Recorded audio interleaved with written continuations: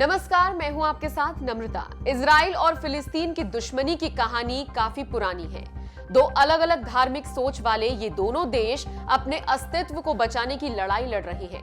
दूसरे विश्व युद्ध के बाद जब यहूदियों के नाम पर इजराइल अलग देश बना, तब कई अरब देशों ने इजराइल पर हमला कर दिया, जिसका इजराइल ने डटकर मुकाबला किया और इस लड़ाई में इजराइल ने दुश्मन देशों को बुरी तरह से हराया और गाजा पट्टी इलाके पर भी कब्जा कर लिया।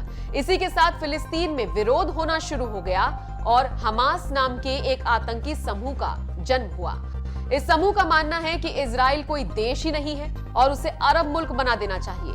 तभी से दोनों देशों के बीच जंग जारी है। इसके चलते इजराइल ने फिलिस्तीन के कई आतंकियों को अपनी जेल में डाल रखा है। बड़ी बात यह है कि इन आतंकियों को अपनी पत्नियों से मिलने की इजाजत भी नहीं होती है, जबकि ज्यादातर इंटरनेशनल जेलों में कैदियों को अपनी पत्नियों के गर्भवती होने के चलते मिलने की इजाजत होती है। लेकिन इजराइल को यह डर है कि अगर उसने हमास के आतंकियों को उनकी पत्नियों से मिलने की इजाजत दे दी तो वो अपनी पत्नियों के जरिए या तो कुछ मंगवा सकते हैं या फिर कोई खबर बाहर भेज सकते हैं। लेकिन सबसे बड़ी परेशानी ये थी कि पत्नियों से ना मिलने की वजह से जेल में बंद इन आतंकियों का वंश आगे कैसे बढ़ेगा।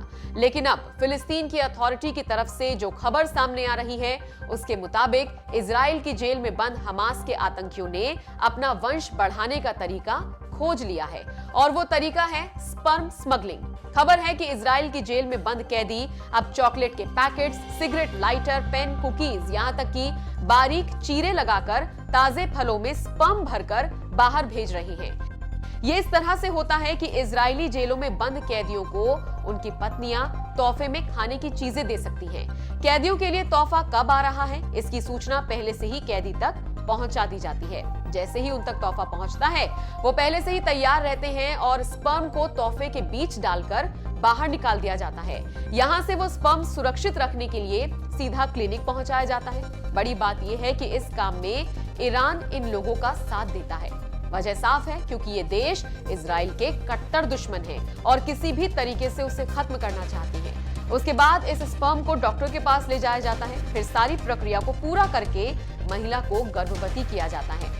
खास बात यह है कि स्पर्म के जरिए आईवीएफ के लिए डॉक्टर बहुत कम फीस लेते हैं, क्योंकि इस काम को करने वाले डॉक्टर और गर्भवती होने के लिए आई महिलाएं इसे इजराइल के खिलाफ विद्रोह की तरह देखती हैं। महिला को प्रेग्नेंट करने के दौरान कागजी कार्रवाई भी की जाती है। ये सब इसलिए होता है ताकि भविष्य में उस महिला को समाज में किसी मुश्किल का सामना ना करना पड़े। हाल ही में आई एक रिपोर्ट के मुताबिक अभी तक जेल में बंद 71 कैदियों की पत्नियां अपने पति के स्पर्म से गर्भवती हो चुकी हैं। अब आप सोच रहे होंगे, क्या इसकी खबर इजराइल को नहीं होती? तो आपको बता दें कि इसकी जानकारी इजराइल के अधिकारियों को मिल जाती है। जब इजरायली अधिकारियों को इस बात का पता चलता है तो स्पर्म स्मगलिंग करने वाले उन कैदियों को कड़ी सजा भी दी जाती है। इस खबर पर आपका क्या कहना है, हमें कमेंट करके जरूर बताएं।